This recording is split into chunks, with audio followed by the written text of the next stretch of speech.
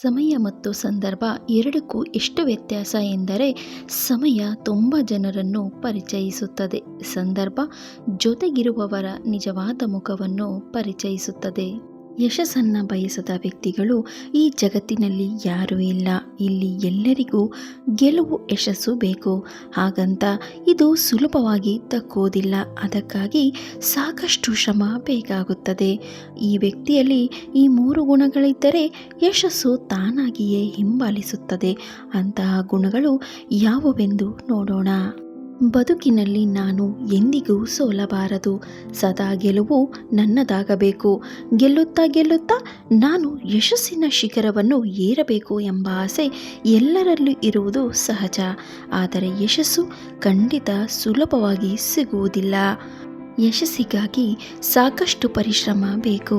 ಜೊತೆಗೆ ಈ 3 ಅಂಶಗಳು ಇದ್ದರೆ ಯಶಸ್ಸು ನಮ್ಮನ್ನು ಹಿಂಬಾಲಿಸುವುದರಲ್ಲಿ ಅನುಮಾನವಿಲ್ಲ. 1. ಯಶಸ್ಸಿಗೆ ತಾಳ್ಮೆ ಬೇಕು.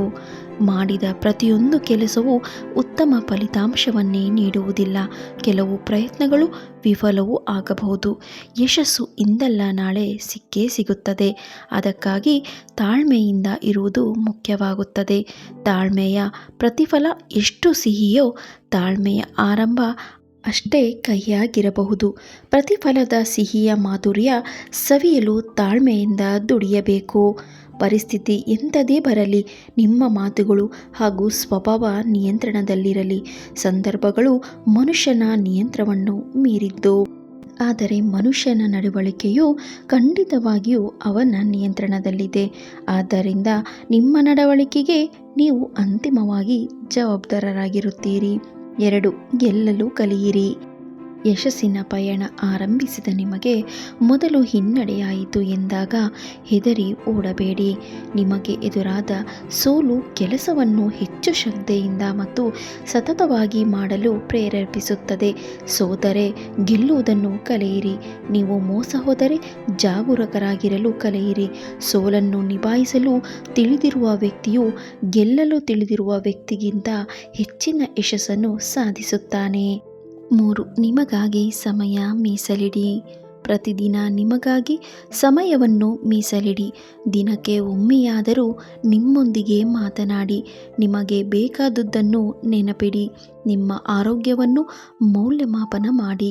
ನೀವು ಏನನ್ನು ಯೋಚಿಸುತ್ತೀರೋ ಅದೇ ನೀವು ಆಗಿರುತ್ತೀರಿ. ನೀವು ಬಲಶಾಲಿ ಎಂದು ಭಾವಿಸಿದರೆ ನೀವು ಬಲಶಾಲಿಯಾಗಿರುತ್ತೀರಿ. ನಾನು ದುರ್ಬಲ ಮತ್ತು ಏನೂ ಮಾಡಲು ಸಾಧ್ಯವಿಲ್ಲ ಎಂದು ನೀವು ಭಾವಿಸಿದರೆ ನೀವು ದುರ್ಬಲರ ಪಟ್ಟಿಯಲ್ಲಿ ಅಗ್ರಸ್ಥಾನ ಪಡೆಯುತ್ತೀರಿ. ಯಾರು ಬಲಶಾಲಿ ಮತ್ತು ಯಾರು ದುರ್ಬಲರು ಎಂಬುದನ್ನು ನೀವು ನಿರ್ಧರಿಸುತ್ತೀರಿ. ಜಗಳವಾಡಬೇಕೆಂದರೆ ತಾಳಿಗರಿಯು ಆಯುಧವಾಗುತ್ತದೆ. ಅದೇ ಬೇಡವೆಂದಾದರೆ ಕೊಡಲಿಯು ಊರುಗೊಲ್ಲಾಗಿ ಮಾರ್ಪಡುತ್ತದೆ. ಆದ್ದರಿಂದ ನೀವು ನಿಮ್ಮ ಇಚ್ಛಾಶಕ್ತಿಯನ್ನು ಬಲವಾಗಿ ಬದಲಾಯಿಸಿಕೊಳ್ಳಬೇಕು. ಯಾರಲ್ಲಿ ದೃಢ ಸಂಕಲ್ಪ, ಅಕ್ಷಯವಾದ ಆತ್ಮವಿಶ್ವಾಸ, ಆಸೆಯ ಛಲ ಇರುವುದೋ ಅವರಿಗೆ ಯಶಸ್ಸು ಕಟ್ಟಿಟ್ಟ ಬುತ್ತಿ. ಮನುಷ್ಯನಲ್ಲಿ ಸಾಧಿಸುವ ಛಲ ಮೂಡಿದಾಗ ಗೆಲುವು ತಾನಾಗಿಯೇ ಒಲಿದು ಬರುತ್ತದೆ. ತಾನು ಬಯಸಿದ್ದನ್ನು ಸಾಧಿಸಿಯೇ ತೀರುತ್ತೇನೆ ಎಂಬ ವಿಶ್ವಾಸ ಹೊಂದುವುದು ಮುಖ್ಯವಾಗುತ್ತದೆ. ಯಶಸ್ಸನ್ನು ಸಾಧಿಸುವ ಹಂಬಲ ವ್ಯಕ್ತಿಯ ಮನಸ್ಸಿನಲ್ಲಿ ಬೇರೂರಬೇಕು. ಆಗ ನಮಗೆ ಬೇಕಾಗಿದ್ದನ್ನು ಪಡೆಯುವುದು ಸುಲಭವಾಗುತ್ತದೆ. ಕೆಲವರು ಬದುಕಿನಲ್ಲಿ ಗುರಿ ಇರಿಸಿಕೊಂಡು ಮುಂದೆ ಸಾಗಲು ಆರಂಭಿಸುತ್ತಾರೆ. ಆದರೆ ಮಧ್ಯದಲ್ಲಿ ಅಡೆತಡೆಗಳು ಎದುರಾದರೆ ಅಲ್ಲಿಗೆಯೇ ತಮ್ಮ ಗುರಿಯನ್ನು ಮೊಟಕುಗೊಳಿಸುತ್ತಾರೆ. ಕಷ್ಟಗಳಿಗೆ ಹೆದರುತ್ತಾರೆ. ಆದರೆ ಯಾವಾಗಲೂ ಒಂದು ವಿಚಾರ ತಿಳಿದಿರಬೇಕು, ಕಷ್ಟಗಳು ಎಂದಿಗೂ ನಮ್ಮ ಶತ್ರುಗಳು. ಅವು ನಮ್ಮ ಸಾಮರ್ಥ್ಯ ಹಾಗೂ ದೌರ್ಬಲ್ಯಗಳನ್ನು ಬಹಿರಂಗಪಡಿಸುವ ನಿಜವಾದ ಮಿತ್ರರು. ಪ್ರತಿ ಕಷ್ಟದಲ್ಲೂ ನಿಮ್ಮ ಶಕ್ತಿಯನ್ನು ಕಂಡುಕೊಳ್ಳಿ. ನಿಮ್ಮ ದೌರ್ಬಲ್ಯಗಳನ್ನು ಹೇಗೆ ಜಯಿಸಬೇಕು ಎಂಬುದನ್ನು ಸಹ ಕಲಿಯಿರಿ. ಎಲ್ಲವನ್ನು ಅತಿಯಾಗಿ ಯೋಚಿಸುವುದನ್ನು ನಿಲ್ಲಿಸಿ. ಯಶಸ್ಸನ್ನು ಸಾಧಿಸಲು ಬಯಸುವವರು ಅತಿಯಾದ ಆಲೋಚನೆಗಳಿಂದ ಮೊದಲು ದೂರವಿರಬೇಕು.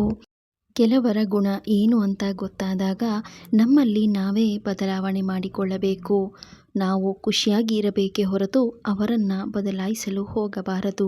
ಸುಮ್ಮನೆ ನಮ್ಮ ಸಮಯವೇ ವ್ಯರ್ಥವಾಗುತ್ತದೆ. ಇದೇ ನಮಗೆ ಜೀವನ ಕಲಿಸುವ ಬಹಳ ಮುಖ್ಯವಾದ ಪಾಠ. ಸ್ನೇಹಿತರೆ, ಮಾಹಿತಿ ಇಷ್ಟವಾದಲ್ಲಿ ಒನ್ ಲೈಫ್ ಒಂದೇ ಜೀವನ ಯೂಟ್ಯೂಬ್ ಚಾನಲನ್ನು ಸಬ್ಸ್ಕ್ರೈಬ್ ಮಾಡಿ, ಹಾಗೆ ಪಕ್ಕದಲ್ಲಿರುವ ಬೆಲ್ ಐಕನನ್ನು ಕ್ಲಿಕ್ ಮಾಡಿ. ಧನ್ಯವಾದಗಳು.